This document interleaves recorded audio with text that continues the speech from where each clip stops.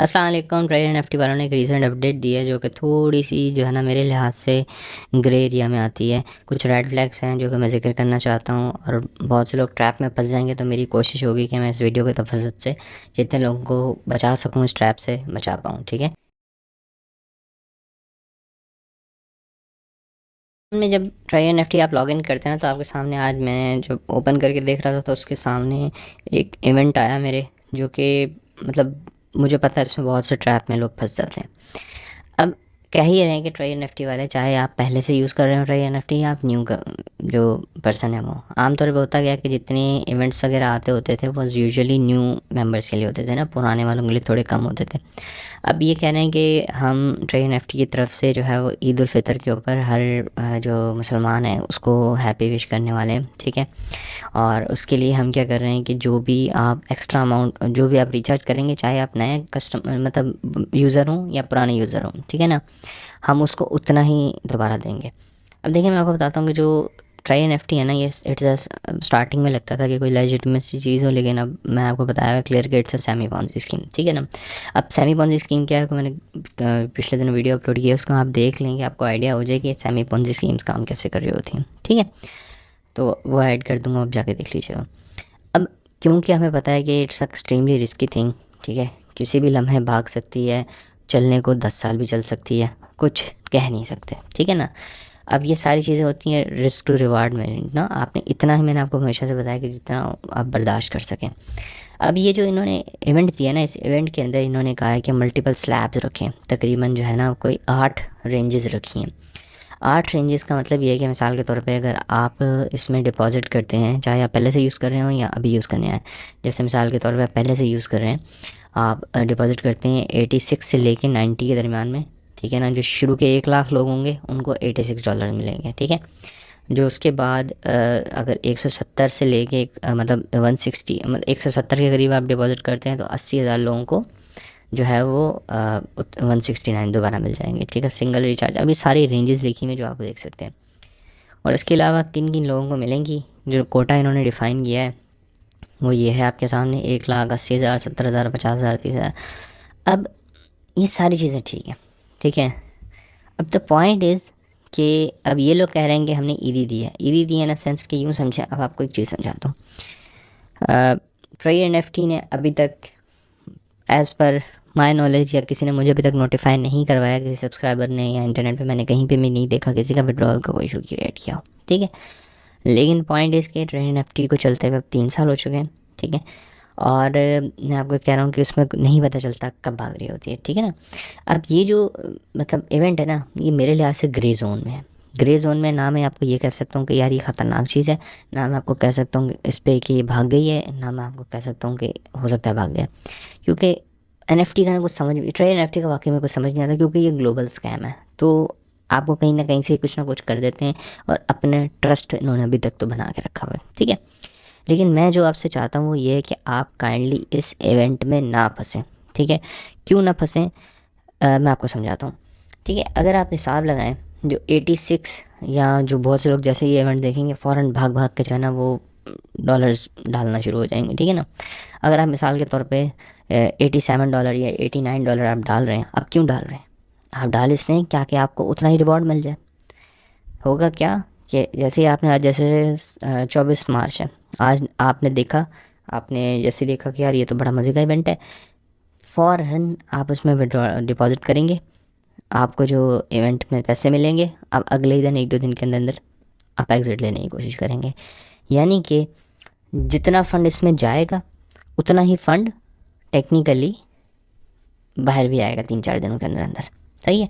अब मैं कैलकुलेशंस कर रहा था, अगर मैं आपको अपनी कैलकुलेशंस दिखाऊं, तो इन्होंने जो इवेंट दिया है जस्ट $86 वाला, अगर मैं आपको एक्सप्लेन करूं, तो इन्होंने कहा है कि 1 लाख लोगों को हम देंगे। तो ये पाकिस्तानी पता है कितने बनते हैं, ये ज़रा आप कैलकुलेट करके देखें। सिर्फ एक एक स्लैब का, यानी 10, 100, 1000, 10,000, लाख, 10 लाख, करोड़, 10 करोड़, 2 अरब। सही है, एज़ पर माई सिस्टम 2 अरब। ठीक है, $169 जो है वह कितने लोगों को देंगे? 80,000 को। यानी कि जितना पैसा जाएगा उतना ही निकल के भी आ रहा है। तो जो एग्जिट अमाउंट बनेगी वो, अब मैंने ये पूरा कैलकुलेट करके देखा है, तो दैट इज़ अराउंड, जो टोटल यूएसडीटी इन टोटल बन रहे हैं ना, ये बन रहे हैं 345 million USDT. In other words कि ये पाकिस्तानी रुपयों के अंदर जो अमाउंट टोटल बन रही है वो तकरीबन 100 बिलियन पाकिस्तानी रुपीज़ बन रही है।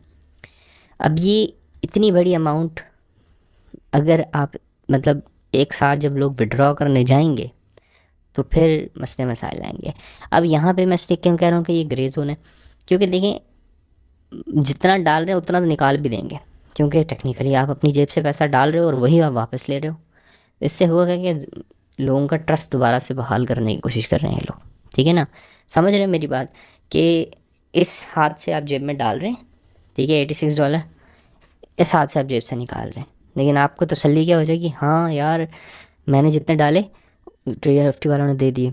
अब पॉइंट इसके, जब समझें अगर 100 बिलियन पाकिस्तानी रुपीज़ एक किसी ऐप में फ़्लो करेंगे और आउट आएंगे, ठीक है, एक सिर्फ और सिर्फ ट्रस्ट बिल्डअप होगा।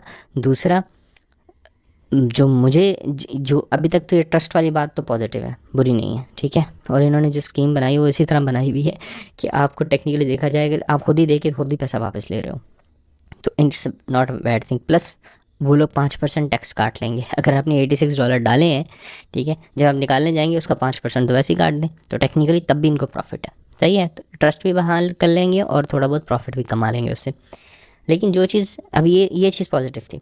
अब जो नेगेटिव चीज़ है ना, वो पॉसिबल ये भी हो सकता है कि जो बाकी सारी पॉन्जी स्कीम्स आई हुई हैं जैसे HHM है और बहुत सारे स्कैम्स आए हैं, ठीक है ना, पॉसिबल ये है, हो सकता है कि उन स्कैम्स की वजह से इनका जो लिक्विड कैश फ्लो है, जो पैसे इसके अंदर जा रहे थे वो कम हो गए हों, इनको कम पड़ रहे हों, ठीक है ना, उसके लिए इन्होंने रिवॉर्ड निकाला हो।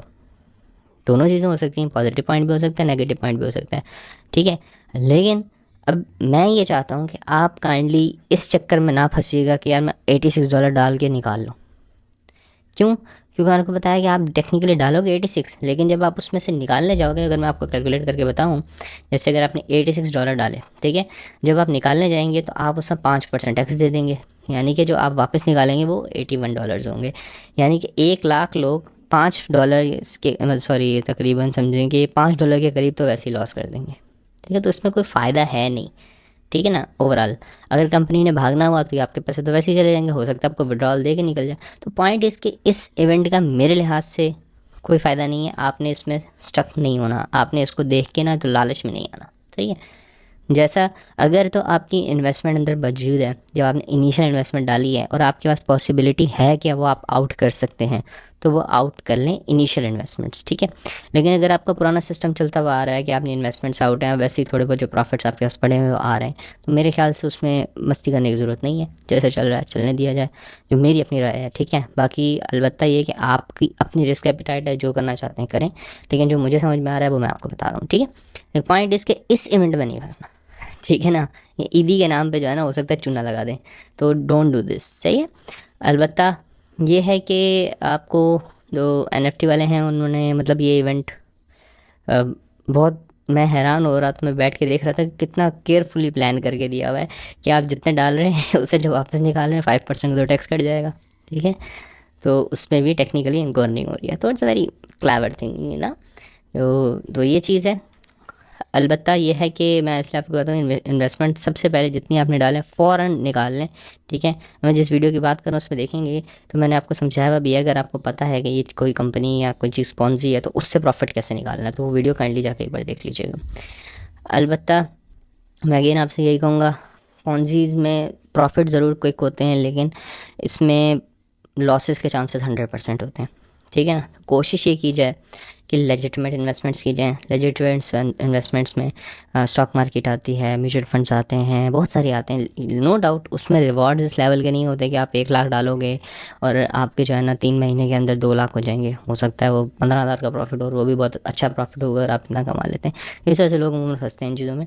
लेकिन मैं आपसे तब भी यही कहूँगा, अगर आपने अमाउंट इतनी पोर्टफोलियो का रखना है सिर्फ 2 से 3% रखिएगा, यानी ऐसा अमाउंट हो जिसमें आपको दुख ना, ठीक है ना।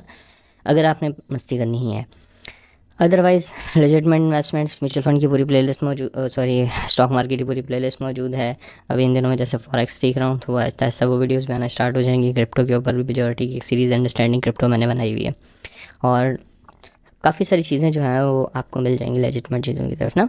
तो अगर बच सकते हैं पॉन्जी से तो बचें, नहीं बच सकते हैं, मतलब लालच आता है तो तरीका कैसे है कि आप प्रॉफिट में रहें, वो मैंने इस वीडियो में समझाया हुआ, वो जाके देख लीजिएगा। So that's all, this is Umar signing off. अल्लाह हाफ़िज़।